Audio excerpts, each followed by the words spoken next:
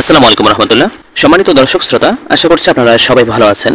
আপনারা যে যেখান থেকে আজকের এই গুরুত্বপূর্ণ এবং ইনফরমেটিভ ভিডিওটি দেখছেন, সবাইকে স্বাগত জানাচ্ছি। আজকের এই ভিডিওতে অন্তর্বর্তীকালীন সরকারের প্রধান উপদেষ্টা এবং উপদেষ্টা বৃন্দ কে কোন মন্ত্রণালয় এবং শিক্ষা মন্ত্রণালয়ের দায়িত্ব কে পেলেন সে বিষয়ে বিস্তারিত তুলে ধরব। সেই সাথে শিক্ষা মন্ত্রণালয়ে সংশ্লিষ্ট যে সকল সিদ্ধান্ত আছে সেই সকল সর্বশেষ সিদ্ধান্ত আপনাদের সাথে শেয়ার করব। তাই না টেনে পুরো ভিডিওটি মনোযোগ সহকারে দেখুন। আপনারা জানেন, ইতিমধ্যে অন্তর্বর্তীকালীন সরকার গঠিত হয়েছে।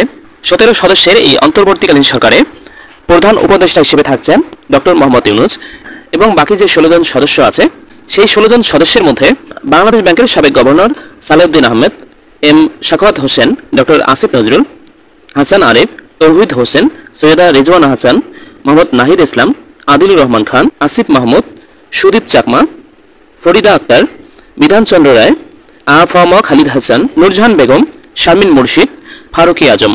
নতুন এই অন্তর্বর্তীকালীন সরকারের প্রধান উপদেষ্টা ডক্টর মোহাম্মদ ইউনূস। ডক্টর মোহাম্মদ ইউনূস একাই নিয়েছেন 27টি মন্ত্রণালয়ের দায়িত্ব এবং বাকি মন্ত্রণালয়গুলো উপদেষ্টা মণ্ডলীদের মধ্যে ভাগ করে দিয়েছেন। সম্মানিত দর্শক শ্রোতা, আমরা জানব কে কোন মন্ত্রণালয়ের দায়িত্বে রয়েছেন এবং সবচেয়ে গুরুত্বপূর্ণ যে মন্ত্রণালয় শিক্ষা মন্ত্রণালয়, সেই শিক্ষা মন্ত্রণালয়ের দায়িত্বে কে আছেন। সম্মানিত দর্শক শ্রোতা, গণপ্রজাতন্ত্রী বাংলাদেশ সরকারের মন্ত্রিপরিষদ বিভাগ কর্তৃক প্রকাশিত এক প্রজ্ঞাপন আপনাদের সাথে শেয়ার করছি। প্রধান উপদেষ্টা ডক্টর মোহাম্মদ ইউনূস।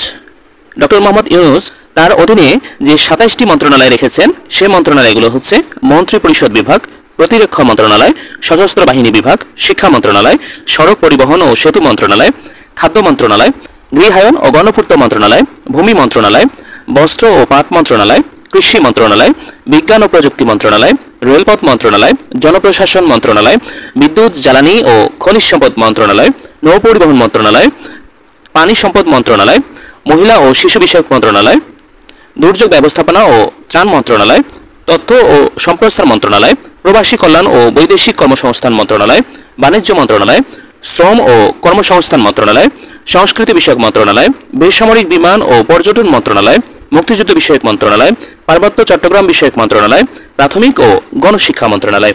এই 27টি মন্ত্রণালয় ডক্টর মোহাম্মদ ইউনূসের অধীনে থাকবে। এরপরে যে উপদেষ্টাগণ রয়েছেন তাদের মধ্যে যে মন্ত্রণালয়গুলো ভাগ করে দেওয়া হয়েছে সেগুলো আমরা এখন জানব। জনাব সালেউদ্দিন আহমেদ, তিনি অর্থ মন্ত্রণালয় এবং পরিকল্পনা মন্ত্রণালয়, এই দুটি মন্ত্রণালয় তার অধীনে থাকবে। ডক্টর আসিফ নজরুল, আইন, বিচার ও সংসদ বিষয়ক মন্ত্রণালয়। জনাব আদিলুর রহমান খান, শিল্প মন্ত্রণালয়। জনাব হাসান আরিফ, স্থানীয় সরকার, পল্লী উন্নয়ন ও সমবায় মন্ত্রণালয়। জনাব মোহাম্মদ তৌহিদ হোসেন, পররাষ্ট্র মন্ত্রণালয়। সৈয়দা রিজওয়ানা হাসান, পরিবেশ, বন ও জলবায়ু পরিবর্তন মন্ত্রণালয়। মিস শারমিন এস মুর্শিদ, সমাজ কল্যাণ মন্ত্রণালয়। ব্রিগেডিয়ার জেনারেল অবসরপ্রাপ্ত ডক্টর এম শাখাওয়াত হোসেন, স্বরাষ্ট্র মন্ত্রণালয়। ডক্টর আফম খালিদ হোসেন, ধর্ম বিষয়ক মন্ত্রণালয়। মিস ফরিদা আক্তার, মৎস্য ও প্রাণী সম্পদ মন্ত্রণালয়। মিস নূরজাহান বেগম, স্বাস্থ্য ও পরিবার কল্যাণ মন্ত্রণালয়। জনাব মোহাম্মদ নাহিদ ইসলাম, ডাক, টেলিযোগাযোগ ও তথ্য প্রযুক্তি মন্ত্রণালয়। জনাব আসিফ মাহমুদ সজীব ভুইয়া, যুব ও ক্রীড়া মন্ত্রণালয়। সম্মানিত দর্শক শ্রোতা, আপনারা দেখলেন যে প্রধান উপদেষ্টা এবং উপদেষ্টাগণ যে সকল মন্ত্রণালয় দেখাশোনা করবেন তার মধ্যে শিক্ষা মন্ত্রণালয় প্রধান উপদেষ্টা ডক্টর মোহাম্মদ ইউনূসের অধীনস্থ থাকবে। এখন প্রশ্ন হচ্ছে, এই নতুন কারিকুলাম যেটা মাধ্যমিকে চলমান রয়েছে ষষ্ঠ থেকে নবম শ্রেণী পর্যন্ত, এই নতুন কারিকুলাম বাতিল করা হবে কিনা বা পরিমার্জন করা হবে কিনা, অথবা চলমান ষান্মাসিক সামষ্টিক মূল্যায়নের বাকি যে পরীক্ষাগুলো আছে, যে পরীক্ষাগুলো স্থগিত হয়েছে, সেই স্থগিত পরীক্ষা বাতিল হবে নাকি পুনরায় শুরু করা হবে। ইতোমধ্যে অনেক শিক্ষাবিদ এই নতুন কারিকুলাম বাতিল করার জন্য সুপারিশ করেছেন। স্বৈরাচার সরকারের কারণে এতদিন তারা মুখ না খুললেও স্বৈরাচার শেখ হাসিনা সরকারের বিদায়ের পর তারা মুখ খুলতে শুরু করেছেন। ইতোমধ্যে ঢাকা বিশ্ববিদ্যালয়ের বেশ কিছু শিক্ষক এই নতুন কারিকুলাম বাতিল করার সুপারিশ করেছেন। তবে প্রশ্ন হচ্ছে, এই নতুন কারিকুলাম বাতিল হবে কিনা। সারা বাংলাদেশ ব্যাপী আপনারা দেখেছেন এই নতুন কারিকুলাম কতটা সমন্বয়হীনতার সাথে বাস্তবায়ন করেছে সরকার।